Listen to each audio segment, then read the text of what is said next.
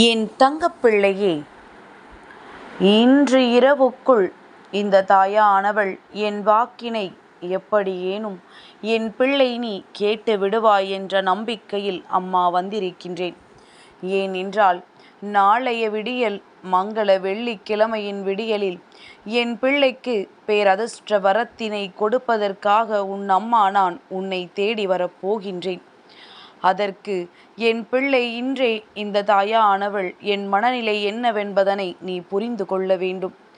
நாளைய விடியலில் உன்னை தேடி ஏதேனும் செய்திகள் வரப்போகின்றதா, உனக்கு ஏதேனும் நல்ல விஷயங்கள் நடக்கப் போகின்றதா என்பதனை என் குழந்தை நீ இன்றே தெரிந்து கொள்ள வேண்டும். என் பிள்ளை, நீ என் வாக்கினை கேட்டு முடித்து விட்டால் நிச்சயமாக நாளை நடக்க இருப்பது என்னவென்பதனை உன்னால் தெளிவாக புரிந்து கொள்ள முடியும். என் குழந்தை, நீண்ட நாட்களாக எதிர்பார்த்து காத்து காத்து ஏமாற்றங்கள் அதிகமாக அடைந்து இந்த விஷயம் இப்படி நடந்தால் நமக்கு நன்றாக இருக்கும் என்று எதிர்நோக்கி நின்று கொண்டிருக்கின்ற ஒரு விஷயத்தில் மிக பெரிய வெற்றியினை என் பிள்ளை நீ பெறப்போகின்றாய். என் தங்கமே, இந்த வெற்றி இனி உன் வாழ்க்கையில் உன்னால் மறக்க முடியாத வெற்றியாக இருக்கும். சித்திரை மாதத்தில் வரக்கூடிய வெள்ளிக்கிழமையில் இந்த தாயானவள் உன்னுடைய வாழ்க்கையில் அதிசக்தி வாய்ந்த ஒவ்வொரு மாற்றங்களையும் ஏற்படுத்தி கொண்டே இருக்கின்றேன். என் பிள்ளை, இதையெல்லாம் நீ உணர வேண்டிய தருணம் உன் வாழ்க்கையில் வந்து கொண்டிருக்கின்றது. சுற்றி நடப்பது என்னவென்று உனக்கு வேண்டுமானால் தெரியாமல் இருக்கலாம். ஆனால் நடத்துகின்றவள் இந்த வராகி அல்லவா?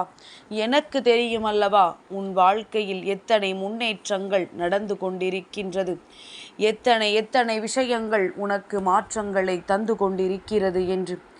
என் தங்கமே, இந்த வாழ்க்கை எப்பொழுதுமே உனக்கு ஒரு விதமான சூழ்நிலைகளை உருவாக்கி கொண்டுதான் இருக்கின்றது. ஆனால் என் பிள்ளை, இந்த சூழ்நிலைகளை எல்லாம் கடந்து வர வேண்டிய கட்டாயமும் உனக்கு நிச்சயமாக இருக்கின்றது.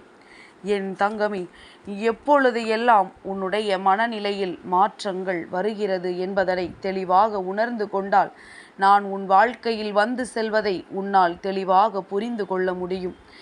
எத்தனை பெரிய கஷ்டங்கள் வந்தாலும் உடனே கலங்கி விடாதே. வாழ்க்கையினுடைய யதார்த்தம் என்னவென்பதை முதலில் நீ புரிந்து கொள்ள முயற்சிகளை செய்ய வேண்டும். யதார்த்தம் என்பது சில விஷயங்களை உன்னால் மாற்றி கொள்ளவே முடியாது. அது இறைவனினுடைய கட்டளையாக உன் வாழ்க்கையில் வந்து சேர்ந்திருக்கும். உதாரணமாக உனக்கு சொல்ல வேண்டும் என்றால், பிறப்பு இறப்பினை நீ எடுத்துக்கொள். பிறப்பு என்பது கடவுள் உன் வாழ்க்கையில் தீர்மானிப்பது. அதுபோலத்தான் இறப்பும். யார் நினைத்தாலும் அதனை தடுத்து நிறுத்திவிட முடியாது. உனக்கான விதிகள் எதுவுமே இனி எழுதப்பட போவது கிடையாது. நீ பிறக்கும் பொழுதே இவை எல்லாமே உன் வாழ்க்கையில் எழுதப்பட்டு விட்டது. ஆனாலும் அதை மாற்றி அமைக்கின்ற சக்தி யாருக்கும் இருக்கிறதா என்று என் பிள்ளை நீ யோசிப்பாயானால், உன் தாயானவள் எனக்கு இருக்கின்றது. உன் வாழ்க்கையில் சில விஷயங்களை நீ என்னிடம் நடத்தி தந்தே தீர வேண்டும் என்று கட்டளை இடுகின்றாய் அல்லவா? அப்படி கட்டளையிடும் பொழுது என்ன சொல்கின்றாய்? அம்மா, நீ எனக்கு இதனை நடத்தி கொடுக்கவில்லை என்றால் இனிமேல் உன்னை காண வரமாட்டேன் என்று கோபமும் கொள்கின்றாய். இந்த சூழ்நிலையில் என்னுடைய குழந்தையின் அடம் பிடித்தலுக்காக மனம் இறங்கி நானும் உனக்கு அதனை நிறைவேற்றி கொடுத்து விடுகின்றேன். நீ யோசிப்பதை அந்த நேரத்தில் மறந்து விடுகின்றாய்.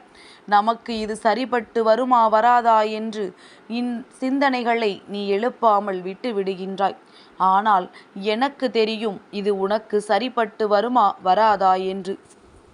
இதை நீ ஏற்றுக்கொண்டால் பின்னால் உன் வாழ்க்கையில் என்னென்ன பிரச்சனைகள் வரும் என்பது எல்லாம் எனக்கு தெரியும்.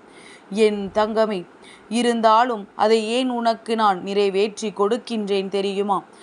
என் பிள்ளை, அதை பின்வளைவுகளை நீ நிச்சயமாக தாங்கித்தானாக வேண்டும். அந்த மன வலிமையையும் உனக்கு கொடுத்து விட்டுத்தான் நான் அதை உனக்கு நிறைவேற்றி கொடுக்கின்றேன். என் பிள்ளையே, உன்னுடைய ஆசைகளை நிறைவேற்றிய பிறகும் பின் விளைவுகளை பார்த்து நீ எப்பொழுதும் இந்த தாயானவள் என்னை கடிந்து கொள்ளத்தான் செய்கின்றாய். ஆசைகள் நிறைவேறி விட்டது என்று சந்தோஷப்பட்டு நீ அந்த நேரத்தில் மனமகிழ்ச்சி அடைந்தாலும் அதன் பின்னால் வருகின்ற விளைவுகளைக் கண்டு அதன் பிறகு என்னைத்தான் கேள்வி கேட்கின்றாய். ஏன் அம்மா என்னை சோதிக்கின்றாய் என்று நீ என்னிடம் கேட்கின்றாய் அல்லவா?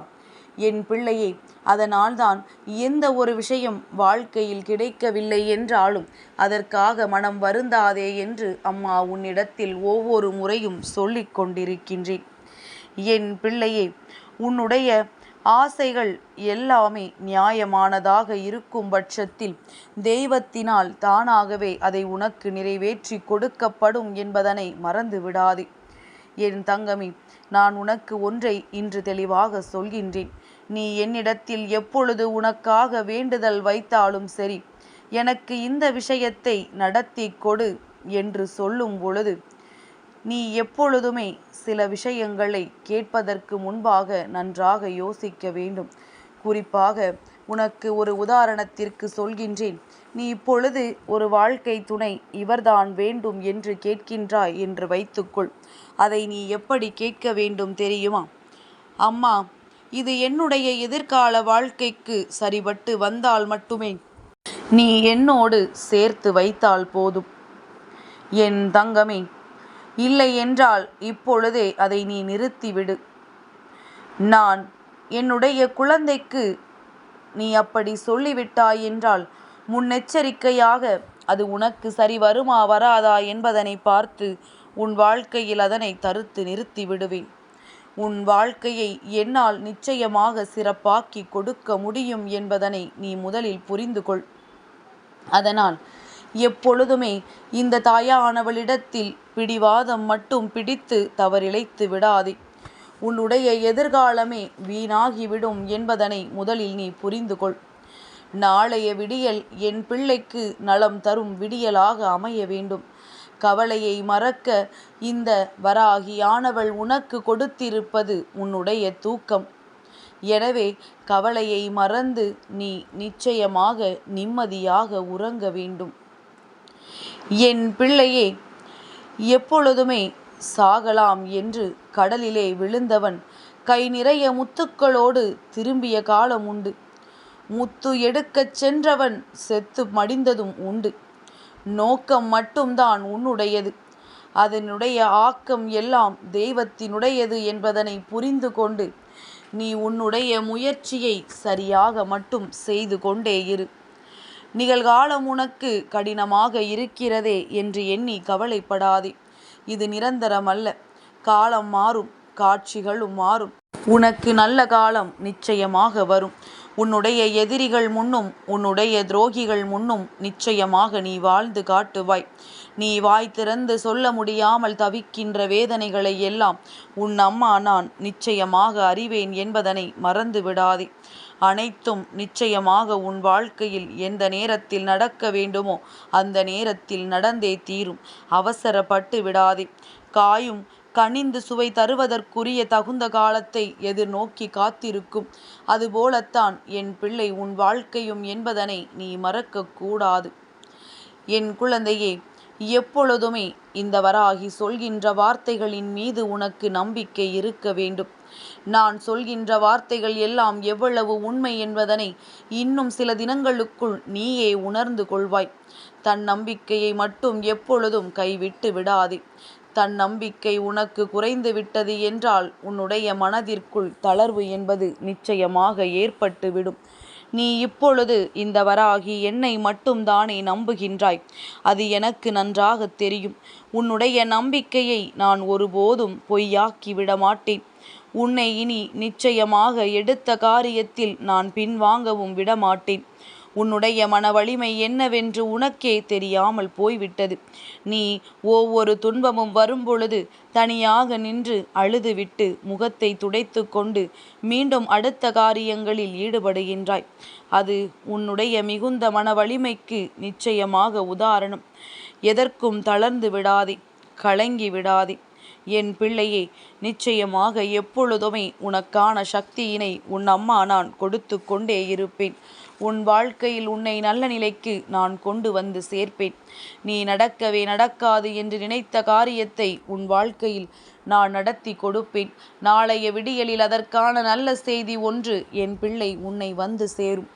என் தங்கப்பிள்ளைக்கு இந்த வராகி அம்மாவினுடைய ஆசீர்வாதங்கள் எப்பொழுதும் உண்டு.